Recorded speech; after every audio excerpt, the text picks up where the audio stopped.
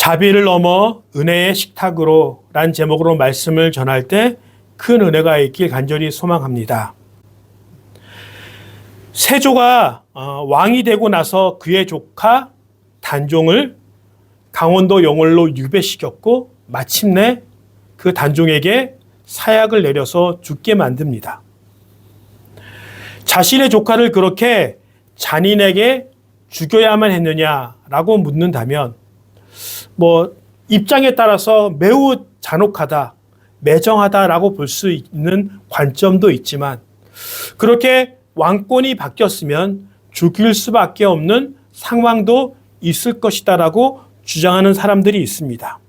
단종이 처음으로 왕에서 내려온 다음에 처음부터 영월로 유배간 것은 아닙니다. 우리가 서울에 잘 알고 있는 창경궁에 그 거처지가 옮겨지게 됩니다. 그런데 그렇게 창경궁에 살고 있다가 어떤 사건이 일어나냐면 우리가 사육신, 생육신이라고 불리어지는 그 단종이 왕위에 오르기 위해서 나의 생명도 아끼지 않고 봉사하겠다라고 하는 사람들이 세조를 죽이려고 하는 그런 반역 운동이 일어나고 그것이 발각되어서 그 사육신이 모두 죽게 되는 그런 반역이 일어납니다. 그래서 세조 입장에서는 단종이 한양에 있어서는 더 이상 안 되겠다. 그래서 그 사건 이후로 영월로 유배를 보내게 되고 그리고 노산군이라고 그의 신분을 강등시켜서 유배로 보내게 됩니다. 그래서 어느 정도 시간이 지난 다음에 또 한 번의 반란이 일어나게 됩니다. 이번 반란은 이 세조의 동생이었던 금성대군이라는 그 세조의 동생이 단종을 다시 왕위로 올리기 위하여 반란을 일으켰다가 진압되어지고 그래서 세조도 결심하게 됩니다. 이런 반역들이 두 번 일어났는데 단종을 살려서는 안 되겠다. 어차피 반역을 일으켰고 자기가 왕이 됐는데 단종을 살려주어서는 그 반란이 계속적으로 일어날 수밖에 없는 상황이었기 때문에 죽여야겠다. 사형을 내려야겠다. 아마 그 옆에 있는 신하들도 매우 많이 이제 더 이상 살려줄 수 없습니다. 죽여야 됩니다라고 하는 주장들을 많이 폈을 것입니다. 어찌하였던 이런 상황에서 세조는 단종을 사형에 처하게 됩니다. 근데 이런 일들은 세계사적으로 매우 많이 일어납니다. 왕조가 바뀌고 또 어떻게 왕이 바뀌게 되는 상황에서 왕조가 바뀌었을 때는 이전 시대의 그 왕족들을 매우 처참하고 매우 잔인하게 모두 다 죽여버립니다. 그리고 세조처럼 왕을 찬탈하였고 그 전에 왕의 가족들과 그런 세력들을 많이 죽입니다. 그러지 않고는 자신의 왕권이 흔들리고 언젠가 그것이 구심점이 되어서 반역을 일으킬 수 있는 구실을 제공하기 때문에 어차피 반역을 일으켰다면 그 반역이 성공되어져서 자신의 왕에 올랐다면 잔인하더라도 자신의 왕위를 위해서 그렇게 잔혹하게 그런 세력들을 죽이는 것은 세계사적으로 당연하게 일으킨 그런 일이었습니다.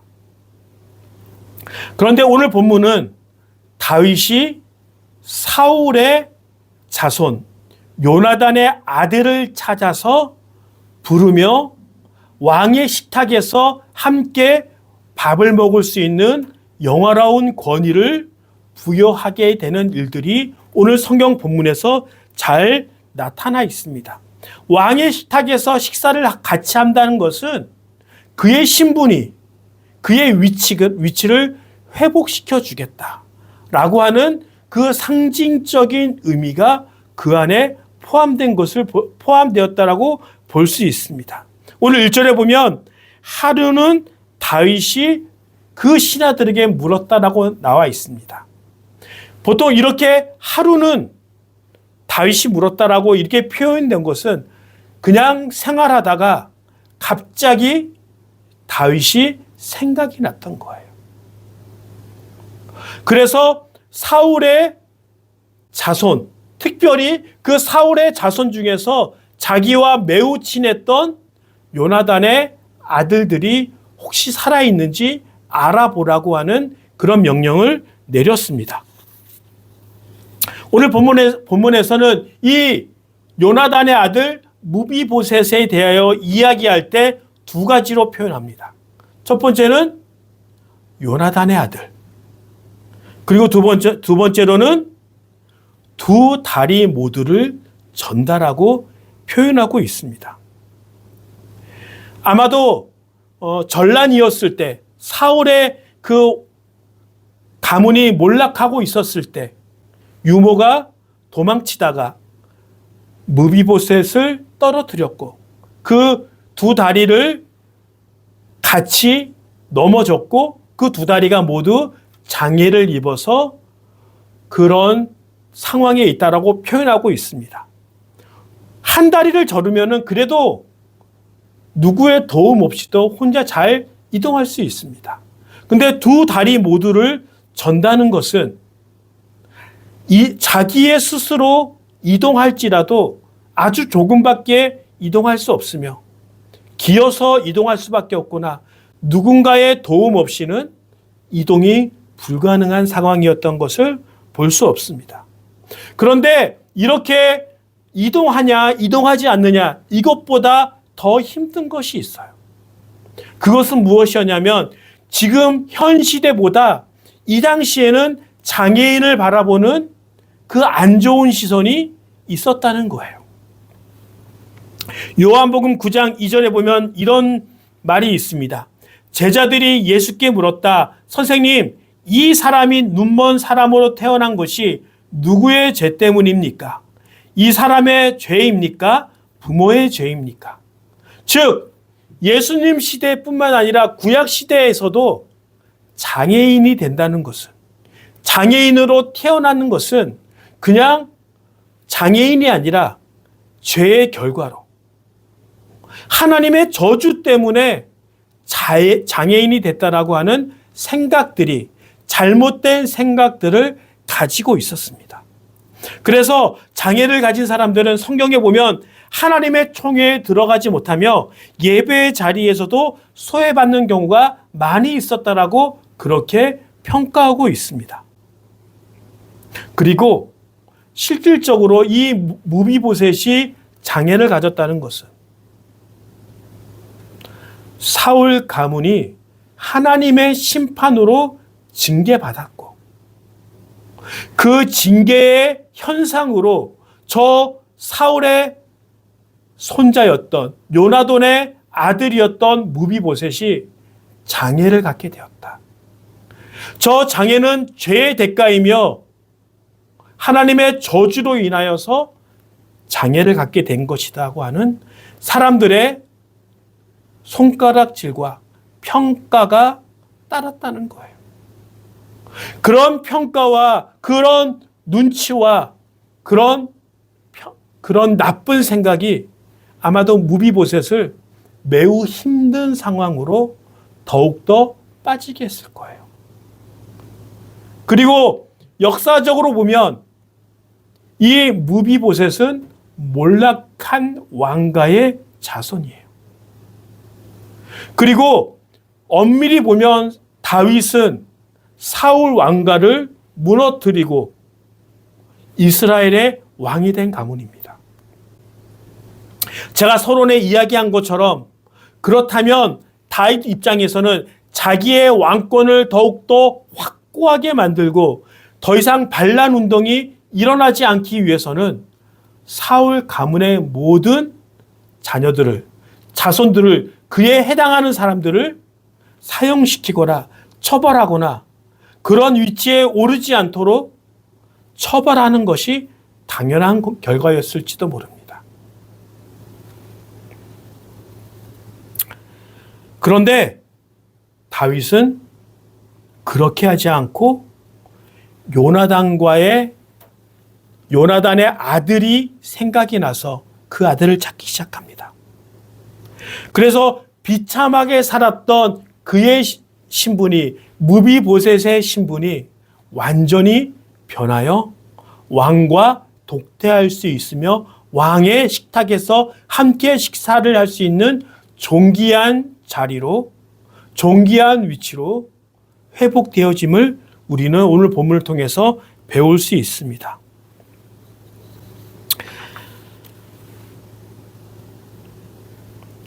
다윗이 왜 무비보셋을 그렇게 대우했을까라고 한다면은 정치적인 입장에서는 좀 생각해 볼 게 있어요.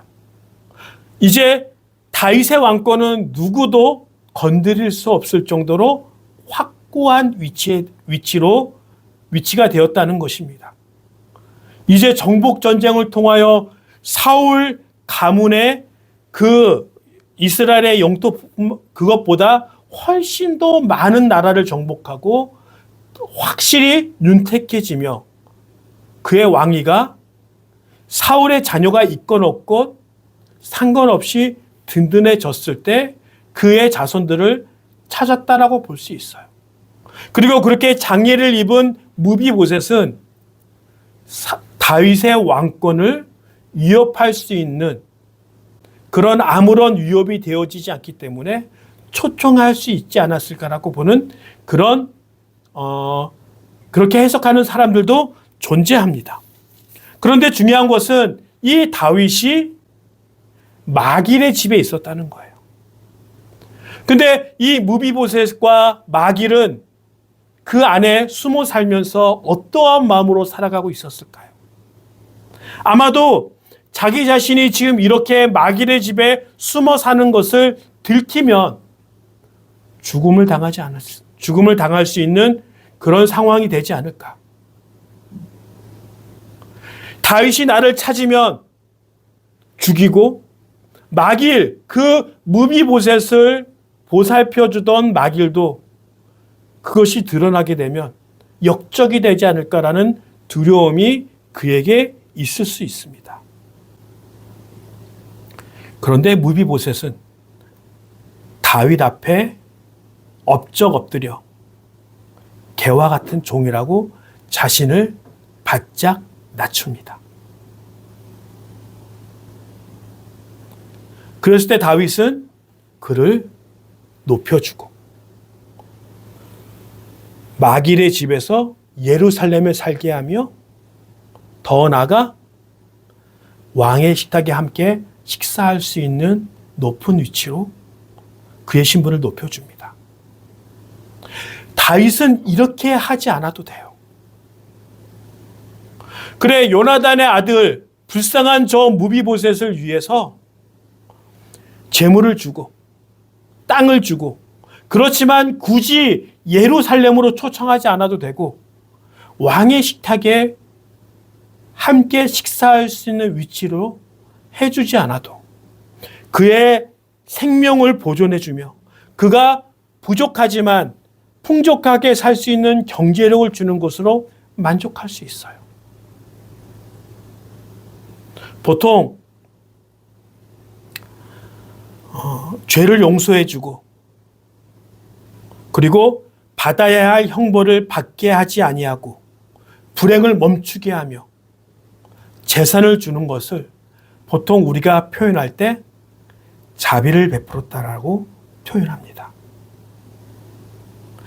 다윗이 무비보셋을 향한 초청은 단순히 자비에 그치지 않았다는 거예요.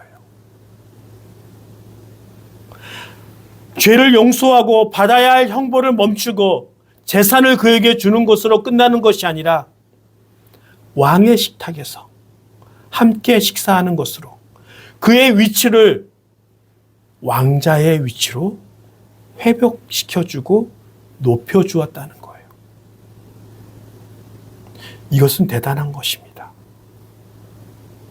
용서하고 재물을 주는 것이 아니라 그의 신분을 왕족으로, 죄인에서, 망한 왕족에서 발각되어지면 언제 죽을지 모르는 그 상황에서 떳떳하게 왕의 앞에 나와 식사할 수 있는 그 위치로 그의 신분을 바꾸어 줬다는 거예요. 그것을 우리는 이야기할 때 무비보셋이 다윗에게 은혜를 받았다라고 표현합니다. 어쩌면 무비보셋은 다윗에게 나의 생명을 살려달라, 그렇게 요청하는 마음으로 바짝 엎드려서 자신을 종으로, 개와 같은 존재로 그렇게 표현했다면, 다윗은 그의 생명을 살려주는 것뿐만 아니라 많은 재물을 주고 그의 신분을 회복하여 주었다는 것에 우리는 집중해야 합니다. 생명을 걱정해야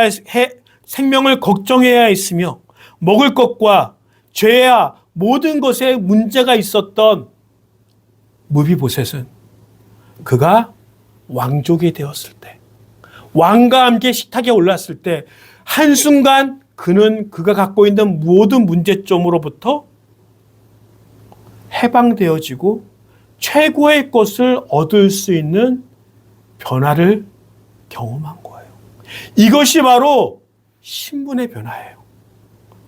몰락한 왕가의 아들에서 새로운 왕조의 왕의 식탁에서 먹을 수 있는 그 신분으로의 초대. 우리는 자꾸만 하나님께 죄를 용서해달라, 우리가 필요한 것을 채워달라, 하나님께 자비를 구합니다. 맞습니다. 하나님은 우리를 사랑하시고 우리에게 자비를 베푸시는 하나님이십니다. 그러나 우리는 하나님께서 자비보다 더 큰 의미로 자비를 베푸시고 그리고 우리에게 은혜를 베푸셨습니다. 할렐루야.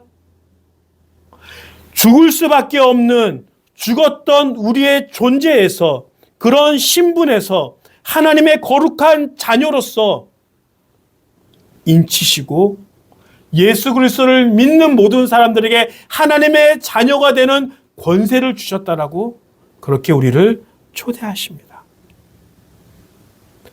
왕의 자녀가 된다는 것은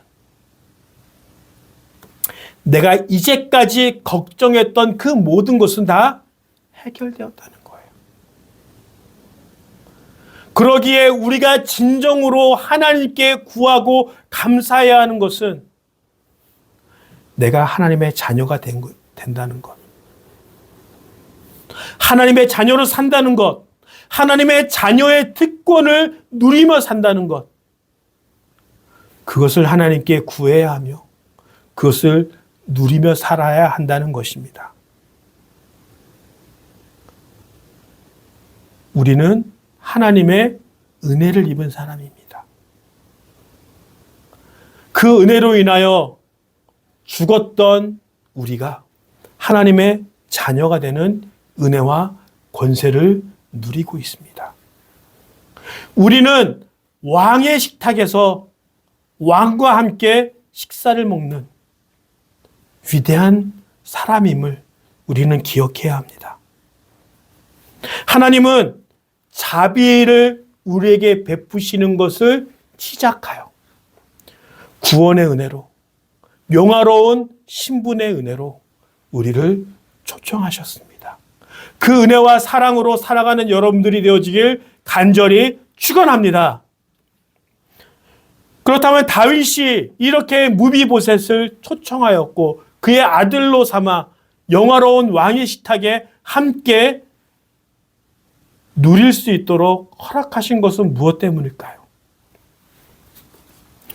사무엘상 20장 14절에서 15절까지 말씀을 보면 그 대신 내가 살아있는 동안은 내가 주님의 인자하심을 누리며 살 수 있게 해주시게, 내가 죽은 다음에라도 주님께서 자네 다윗의 원수들을 이 세상에서 다 없애버리시는 날에라도 나의 집안과 의리를 끊지 말고 지켜주게.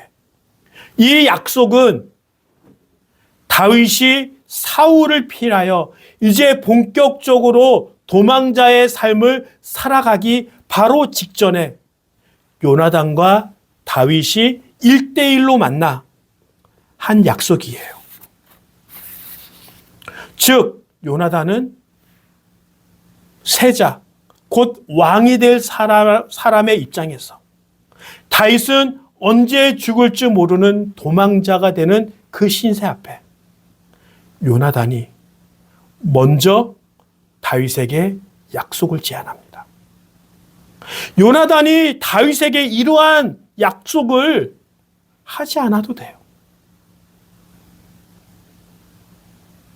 그럼에도 불구하고 요나단은 다윗에게 약속을 제안합니다. 그러면서 요나단이 자신의 권력이 있었을 때 최선을 다해서 다윗의 생명을 구합니다.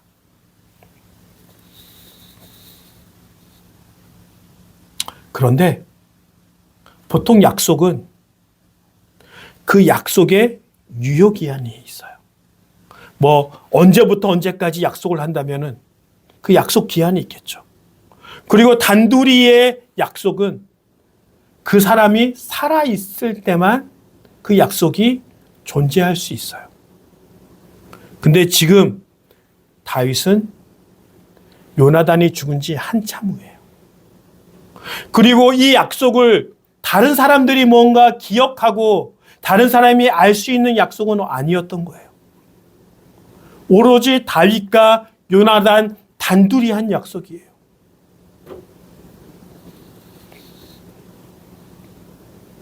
그런데 다윗은 그 약속을 기억합니다. 그리고 요나단의 아들을 찾기 시작합니다. 다윗은 신실합니다. 그 약속을 기억했습니다. 그래서 자기가 누리고 있는 복 가운데 그 복을 무비보셋에게 나누어집니다. 다윗은 신실하게 그 약속을 기억하였고 그 약속을 무비보셋에게 지켜줌으로 그에게 축복이 됩니다. 다윗도 이렇게 신실하게 그 약속을 지키는데 하나님은 우리에게 약속하셨습니다. 내가 너를 지켜주겠다. 내가 너를 하나님의 자녀 삼겠다.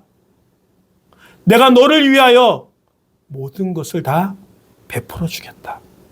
하나님의 신실하심이 다윗의 신실하심과 비교할 수 없어요. 하나님의 그 약속은 세대와 시대를 초월합니다. 내가 갖고 있는 생각과 내가 갖고 있는 복의 기준을 뛰어넘습니다. 그 신실하심이 우리와 약속을 맺습니다.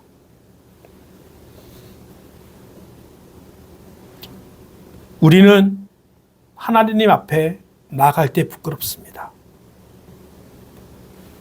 내가 이렇게 부족하고 내가 이렇게 연약하고 내가 이렇게 장애를 입고 무비보셋처럼 나는 매일 실패하는 것처럼 보이지만 그런 나도 하나님이 나를 사랑하실까? 하나님이 나를 그렇게 존귀히 여겨주실까? 하나님의 신실하심이 이렇게 죄를 짓고 있는 나에게도 유효할까? 라는 그런 질문을 가지고 하나님께 나옵니다. 그런데 다윗은 무비보셋의 장애를 보지 않았습니다. 다윗은 무비보셋의 다리를 보지 않았어요. 다윗은 요나단과의 약속을 기억하고 그것을 지키려고 했기에 무비보셋에게 왕자의 신분을 부여한 거예요. 하나님도 동일하게 우리의 연약함을 보지 않으세요. 우리의 죄를 보지 않으세요.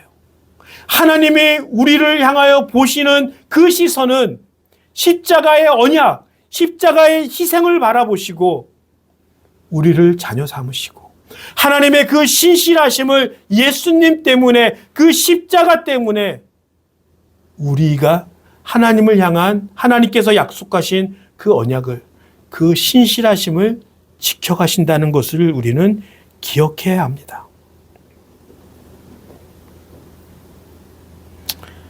하나님의 약속은 상황과 시대와 우리의 위치에 따라 변하지 않습니다.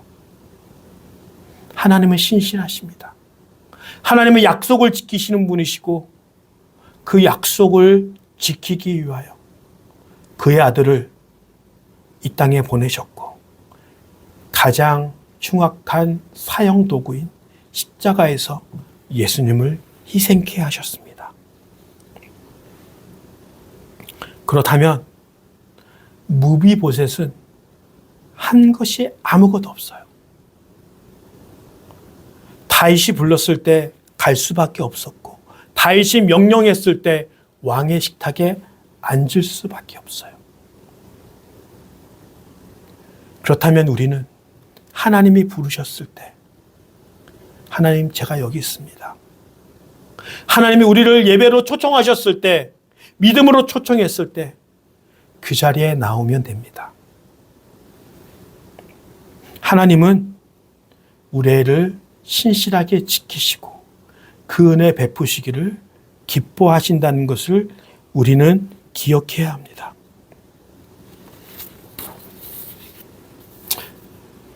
다윗의 은혜는 무비보셋 때문이 아니라 요나단 때문이었습니다.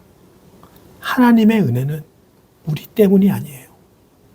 예수님 때문에 예수님을 근거로 우리에게 은혜를 베푸신다면 우리에게는 희망이 있다는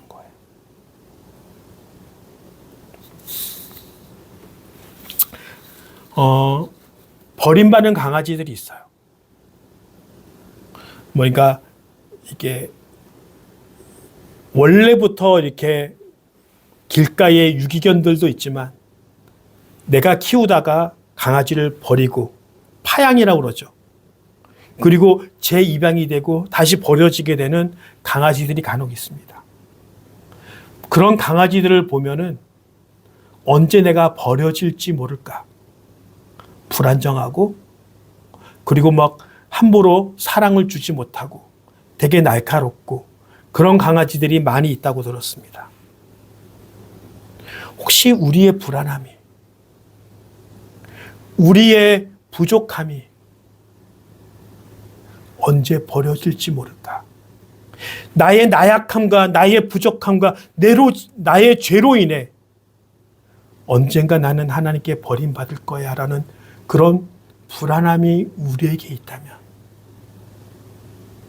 하나님의 신실하심이 하나님의 약속하심이 하나님의 말씀하심이 내가 결코 너를 버리지 않겠다. 내가 언제나 너와 함께 하겠다라고 하는 굳건한 하나님의 신실하신 그 말씀 앞에 회복되어지며 내가 하나님의 자녀인 것을 하나님의 식탁에 함께 오를 수 있는 그런 신분임을 우리가 기억하고 왕의 자녀답게 하나님의 은혜를 입은 사람답게 그렇게 살아갈 수 있는 귀한 믿음의 자녀들이 되어지길 간절히 축원합니다. 다 같이 한번 해볼까요? 하나님은 신실하십니다. 하나님은 우리를 향한 약속을 언제나 지키십니다. 그 믿음을 가지고 하나님 앞에서 사람들 앞에서 장애를 가진 사람, 죄를 짓는 사람이 아닌 왕의 자녀로서 당당하게 살아가며 그렇게 살아가길 간절히 축원합니다.